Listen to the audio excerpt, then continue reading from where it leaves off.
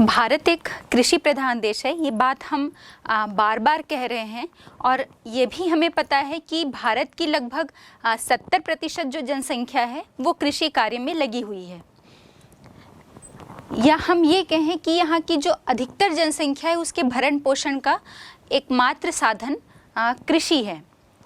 और इस प्रकार जैसे जैसे भारत की जनसंख्या बढ़ती जा रही है वैसे वैसे कृषि पर इस जनसंख्या का दबाव भी लगातार बढ़ता जा रहा है। ये बात हम कई बार कह चुके हैं। स्वतंत्रता के पहले की यदि स्थिति की हम बात करें तब तो ये बहुत ही दयनीय स्थिति थी। अब जैसे ही भारत ने स्वतंत्रता प्राप्त की उसके बाद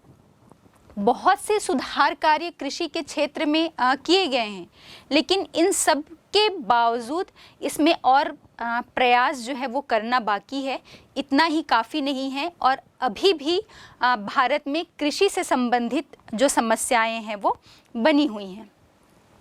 तो हम देखते हैं कि कौन कौन सी समस्या है जो भारत की कृषि के संदर्भ में सभी कृषकों को इसका सामना करना पड़ता है या इसकी भारतीय अर्थव्यवस्था पर इसका बुरा प्रभाव पड़ता है। तो इसमें हम सबसे पहले देखते हैं प्रति व्यक्ति भूमि की कम उपलब्धता। हम बार बार कह रहे हैं कि जनसंख्या का दबाव बढ़ता जा रहा है और चूंकि जनसंख्या का लगातार दबाव बढ़ता जा रहा है तो हम सभी को पता है कि भारतीय समाज की जो व्यवस्था है उसकी जब हम बात करते हैं तो देखते हैं कि यदि एक पिता की 4 संतान हैं तो सभी में उनकी जो पिता की पैतृक संपत्ति है उसका बंटवारा होता है। तो इस प्रकार से जो भूमि का आकार है वो क्रमशः छोटा होता जाता है। तो हम ये देखते हैं कि जहाँ सबसे पहले जब एक ज्वाइंट रूप में सभी लोग एक साथ रह रहे हैं तब जहाँ पर 20 एकड़ ज़मीन है किसी भी कृषक के पास, अब उसकी संतानों में बंटवारे के बाद हम देखेंगे कि ये प्रति व्यक्ति भूमि की जो उपलब्धता है वो मात्र 5 एकड़ रह जाएगी। तो इस प्रकार से ये भारतीय समाज की जो व्यवस्था है उसके कारण हम देखते हैं कि भूमि की जो उपलब्धता है, प्रति व्यक्ति भूमि की उपलब्धता की हम बात करेंगे तो ये बहुत ही कम है, जिसके कारण हम उचित रूप से वहाँ पर उपकरणों और औजारों का प्रयोग नहीं कर सकते। दूसरा हम देखते हैं कृषि भूमि का असंतुलित वितरण। तो पहले जब हम बात किए थे तो भाई तब हमारे भारत में जमींदारी प्रथा का प्रचलन था। हालांकि हमने बात की कि जैसे ही स्वतंत्रता प्राप्ति हुई तो जमींदारी प्रथा का ये जो प्रथा चल रही थी उसका उन्मूलन किया गया, निराकरण किया गया और उसके बाद बहुत से भूमि सुधार कार्यक्रम और चकबंदी प्रथा जो है वो लागू की गई। जो बड़े किसान थे जिनके पास बहुत अधिशेष में भूमि की उपलब्धता थी उनसे लेकर जो है छोटे किसानों को उन भूमि का वितरण कर दिया गया। मतलब भूमि की जो सीमित मात्रा है उसको फिर से उसके वितरण में इस बात को लागू किया गया। लेकिन इन सब कार्यक्रमों के चलने के बाद भी हम देखते हैं कि ये समस्या अभी तक पूरी तरह से सही नहीं हुई है, ठीक नहीं की गई है और अभी भी ये हमारे सामने ये जो समस्या है वो बनी हुई है। फिर हम देखते हैं फसलों की न्यून उत्पादकता। चूँकि भूमि का आकार छोटा है, जोत का आकार छोटा है, तो हम देखेंगे कि जोत का छोटा आकार होने के कारण वहाँ पर हम किसी भी प्रकार के उन्नत बीज, उर्वरक और जो कृषि उपकरण हैं उनका प्रयोग अच्छी तरह से नहीं कर पाते हैं या भूमि का आकार भी छोटा हो जाता है और किसान भी छोटे हैं जो आर्थिक रूप से कमज़ोर हैं, जो इन सभी का खर्च वहन नहीं कर पाते और इस कारण हम देखते हैं कि फसलों की न्यून उत्पादकता हमें भारत में देखने को मिलती है। साथ ही हम नेक्स्ट देखते हैं कि कृषि पर जनसंख्या का दबाव तो है ही, हमने बात की है कि जिसके कारण भूमि का असमान वितरण है और प्रति व्यक्ति जो भूमि की उपलब्धता है वो भी कम मात्रा में है। इसके साथ ही साथ हम देखते हैं कि फसलों के भंडारण की समस्या। आप आए दिन बारिश के मौसम में, या हम ये कहें कि जहाँ पर जिन गोदामों में फसलों की कटाई के बाद किसानों से जो फसलें खरीदी जाती हैं सहकारी विभागों के द्वारा और उनका भंडारण किया जाता है, तो ये धान या जो भी फसलें हैं, हम धान, गेहूं, ज्वार, बाजरा, जिस भी फसल की बात करें तो वो खुले में ऐसे ही पड़े हुए होते हैं। और जब अचानक से बारिश हो जाती है तो आए दिन आप ये न्यूज़ चैनल में देखते होंगे, न्यूज़पेपर में पढ़ते होंगे कि कितनी अधिक मात्रा में फसलें जो हैं वो अनाज जो है वो सड़ जाते हैं। तो हमारे भारत में और हम विशेषकर अपने छत्तीसगढ़ में भी देखेंगे कि फसलों के भंडारण की, उचित भंडारण की, उनके उचित रख रखाव की एक प्रमुख समस्या जो है वो यहाँ बनी हुई है। वर्षा की अनिश्चितता है। नेक्स्ट हम जब बात करते हैं तो वर्षा की अनियमितता और अनिश्चितता जो है ये तो प्रमुख समस्या है ही, क्योंकि पूरे भारत के साथ साथ हमारे छत्तीसगढ़ में भी जो कृषि है वो पूरी तरह से मानसून पर डिपेंड होती है, निर्भर होती है। और इसी के कारण हम देखते हैं कि कहीं पर सूखा पड़ रहा है, कहीं बहुत अधिक बारिश के कारण जो है वो फसलें सड़ जाती हैं। कभी ऐसा देखने को मिलता है कि पूरी फसल जो है वो पककर तैयार होने को है और अचानक बहुत तेज़ बारिश या तूफ़ानी मौसम के कारण पूरी फसलें जो हैं वो बर्बाद हो जाती हैं और ख़राब हो जाती हैं। तो वर्षा की अनिश्चितता और अनियमितता एक प्रमुख समस्या है। अब इसके बाद हम देखते हैं कि सिंचाई के साधनों का भी अभाव है, या हम ये कह सकते हैं अपर्याप्त मात्रा में है। क्योंकि मानसून अनिश्चित और अनियमित है तो सिंचाई ही जो है वो हमारा एक प्रमुख साधन हो सकता है कि हम अपनी फसलों के अधिक से अधिक उत्पादन के लिए उस पे सिंचाई के माध्यम से उसका अधिक उत्पादन प्राप्त कर पाएँ। हालांकि हमने देखा था कि आज़ादी के बाद बहुत सी बहुउद्देशीय योजनाएं जो हैं वो सिंचाई के उद्देश्य से तैयार की गई हैं, लेकिन फिर भी अभी हम ये कह सकते हैं कि ये अपर्याप्त है। जितनी मात्रा में हमें सिंचाई सुविधाओं का विस्तार चाहिए उतनी मात्रा में इसका जो विस्तार है वो अभी तक नहीं हो पाया है। जोत का छोटा आकार एक प्रमुख समस्या है। हमने अभी ही बात की थी कि चूँकि भारतीय समाज जो है वहाँ पर पैतृक संपत्ति के बंटवारे का जो चलन है उसके कारण हम देखेंगे कि एक बड़ी भूमि या बड़े खेत के जो हैं वो छोटे छोटे टुकड़े कर दिए जाते हैं। और चूंकि ये जोत का छोटा आकार हुआ तो वहाँ पर किसी भी प्रकार से हम आधुनिक तकनीक उपकरणों का प्रयोग नहीं कर पाते हैं। और नेचुरली है कि ये सब चीज़ का उपयोग जब हम नहीं कर पा रहे हैं आधुनिक तकनीक का, तो इसकी कमी हमें उत्पादकता में देखने को मिलेगी, फसलों की उत्पादकता में। फिर हम बात करते हैं अगली जो समस्या है आपकी, वो किसानों में गरीबी और अशिक्षा। जो ग्रामीण क्षेत्र के बच्चे हैं वो इस बात को बहुत अच्छी तरह से समझ पा रहे होंगे। जब बच्चे शाला जाते हैं तो जैसे ही फसल की कटाई का समय होता है या बुआई का, या हम जो निंजाई का समय होता है ये बात करते हैं, तो वो जो शाला जाने वाले बच्चे हैं वो भी उस समय स्कूल नहीं जाते और छुट्टी ले लेते हैं, या हम ये कहें कि अपने पेरेंट्स के साथ, माता पिता के साथ वो खेतों में काम करने, मजदूरी करने के लिए चले जाते हैं।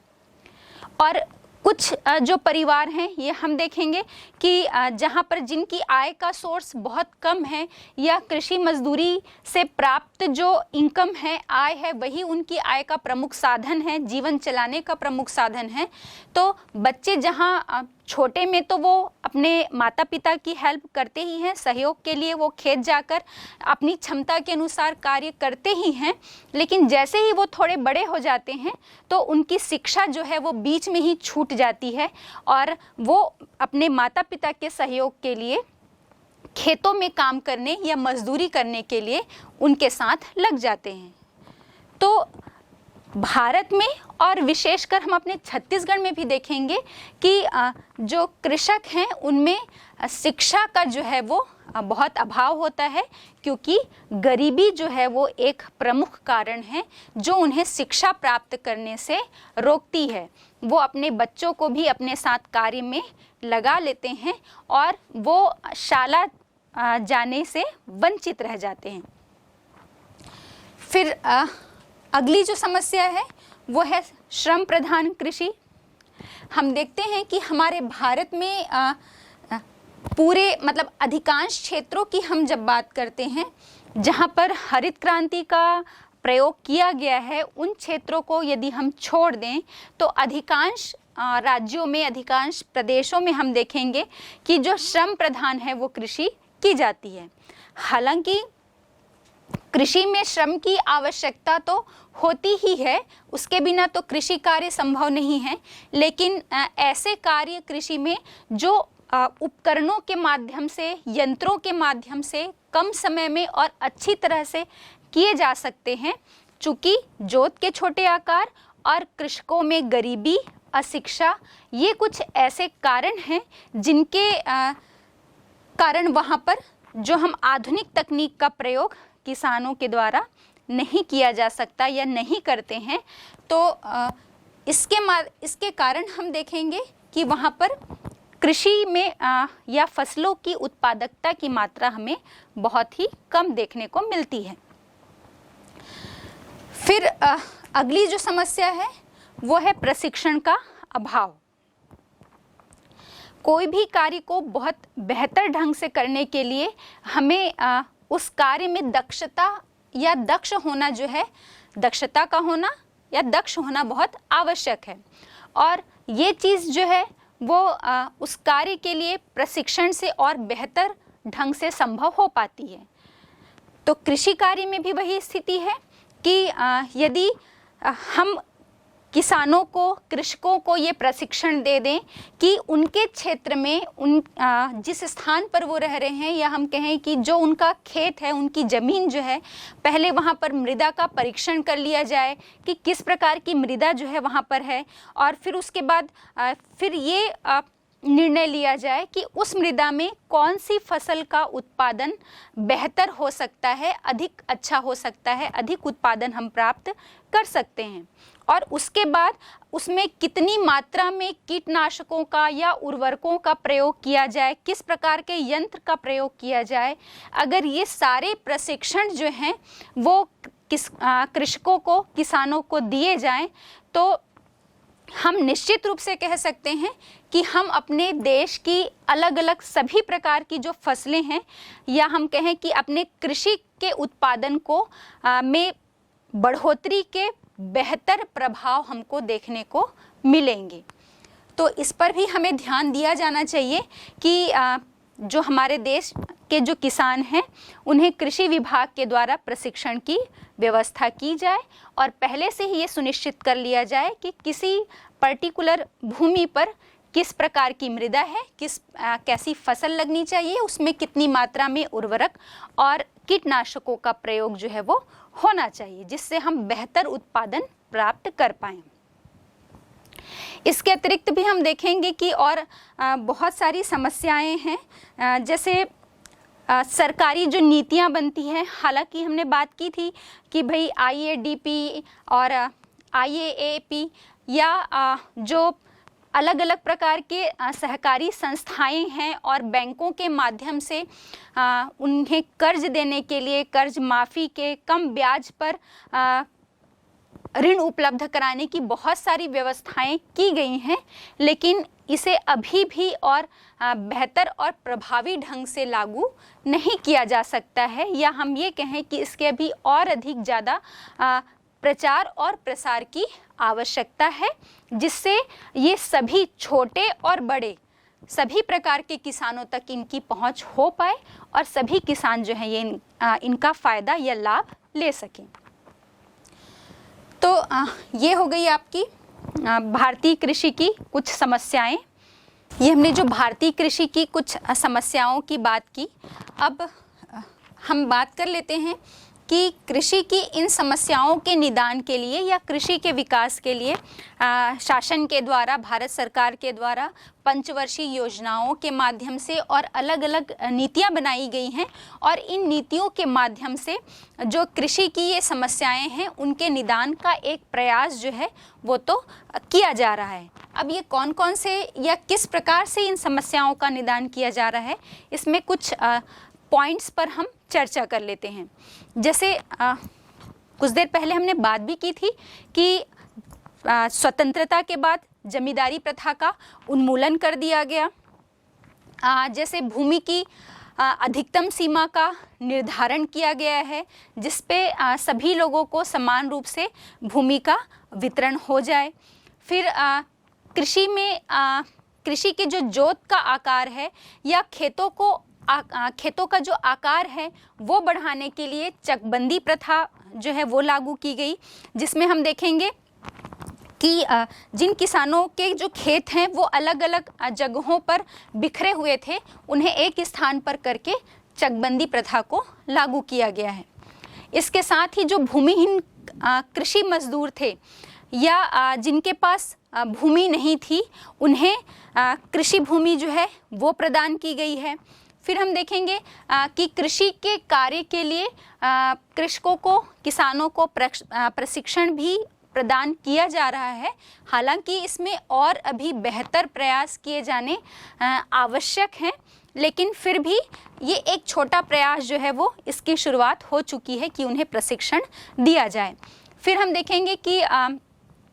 जो किसान हैं उनके लिए ऋण की व्यवस्था, पहले वो जो कर्ज लेते थे, ऋण जो लेते थे, वो बहुत अधिक ब्याज दर पर उन्हें उपलब्ध होते थे और वो ब्याज चुकाते चुकाते अपने जो कृषि यंत्र या कृषि में जो आधुनिक तकनीक का उपयोग कर ही नहीं पाते थे और अपने जीवन यापन के लिए बस वो उत्पादन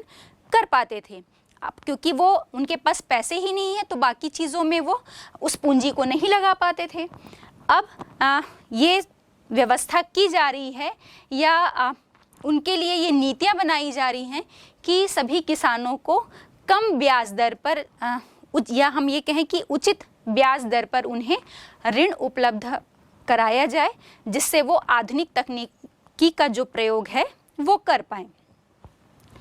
ग्रामीण क्षेत्रों में हम देखेंगे कि शिक्षा का भी व्यापक रूप से प्रचार प्रसार किया जा रहा है। बैंकों के माध्यम से भी उन्हें कम ब्याज पर ऋण जो है वो उपलब्ध कराया जा रहा है। कृषि जो है उसकी मानसून पर निर्भरता को कम करने के लिए बहुत सी बहुउद्देशीय परियोजनाएं जो हैं